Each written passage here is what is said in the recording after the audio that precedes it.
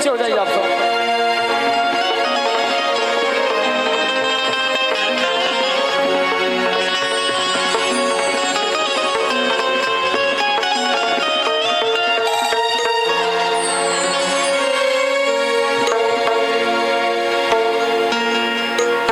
चंदा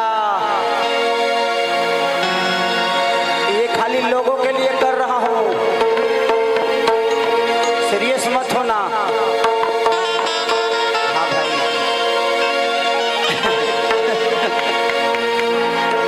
अच्छा बात है। तनी देखा ही बा एक बढ़ा दे बता।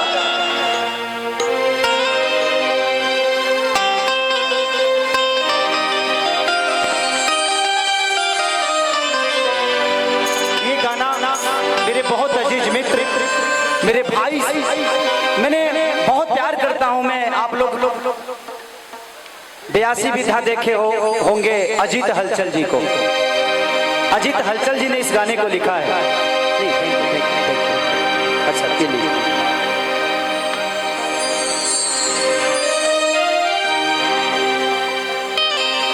इस 4 सालों में कितना कुछ खोया, कितना कुछ पाया पता नहीं,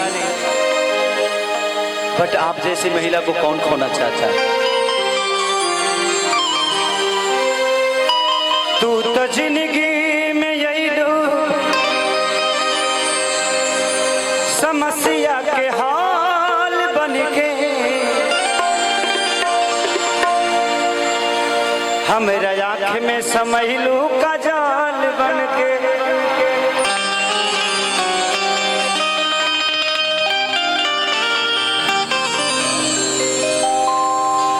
किए काजल तोहर तो हे खेसरिया के दिल में आना जाना भइल,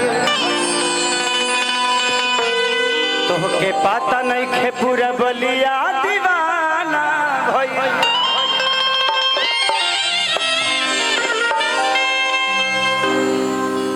कि तू एक बार कह दे तू तो तोहरा कमरती हो, गवाही दी तेरा सड़क के धरती हो।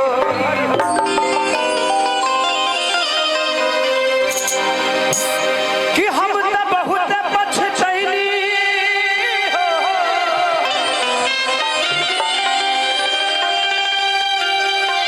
मिस कईनी तहरा साथ के।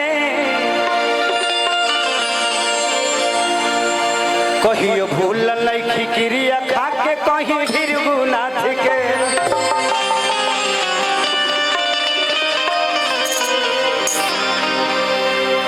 खेसरिया खुद में एगो राइटर है।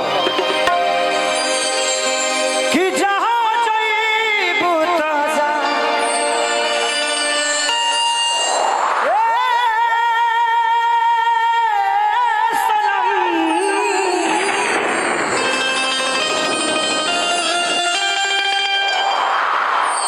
देखे जिंदगी भखा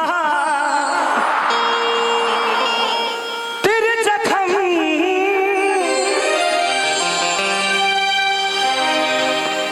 कि जनी सोचा हमारा बारे में,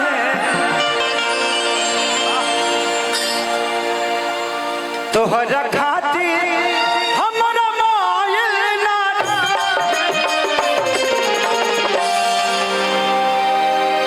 प्यार काल्हे परसो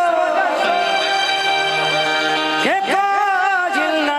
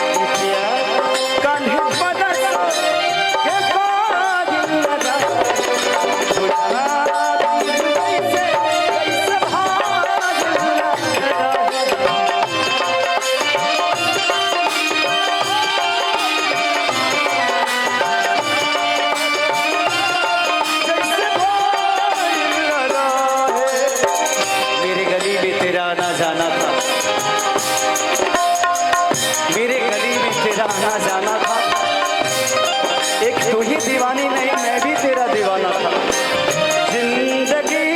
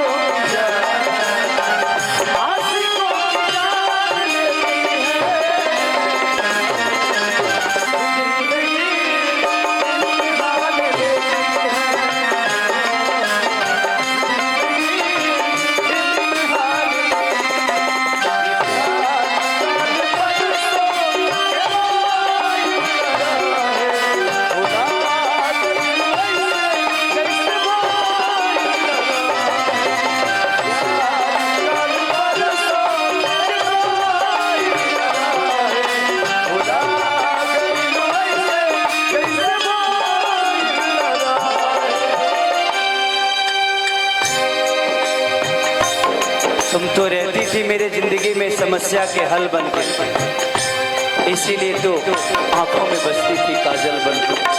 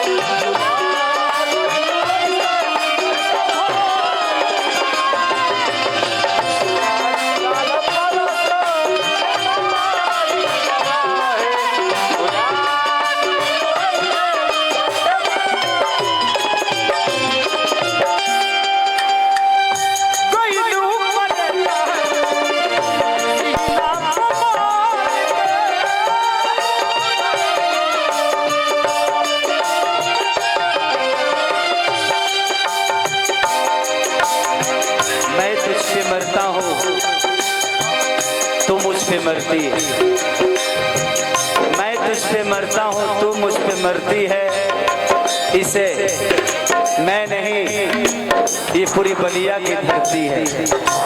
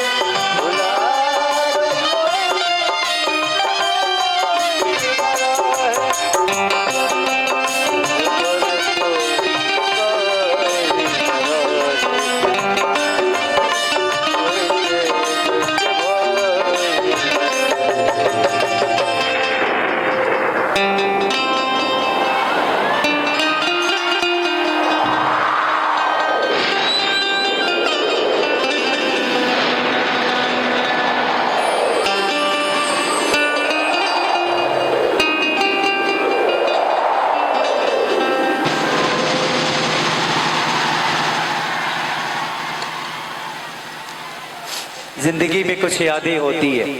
जिसको आना है, जो आया है वो एक दिन जाएगा। कुछ लोग समय से पहले चले जाते हैं। तुझे पता नहीं, ये मुझे पता है कि खेसारी तुमसे प्यार करता है। तेरे आने का आज भी इंतजार करता है। ये यादें हैं जो कुछ पल के लिए है, इससे आगे भी जिंदगी है। हम एक दूसरे को मानते हैं। आज हम एक बहुत अच्छे दोस्त हैं एक दूसरे के लिए। कभी प्यार करते थे, आज हम बेहतर दोस्त हैं। इसके बाद भी रिश्ते हैं ना, तो जिंदगी में एक रिश्ते से अगर किसी को पहचानिएगा तो शायद वो रिश्ता खत्म हो जाएगा। एक रिश्ते को कम से कम हजारों रिश्ते से तौल दीजिए, शायद वो रिश्ता हमेशा मजबूत हो जाएगा। तो इसलिए आज ये मेरी बहुत प्यारी दोस्त हैं और ईश्वर करे कि ये दोस्ती हम दोनों की हमेशा कायम रहे।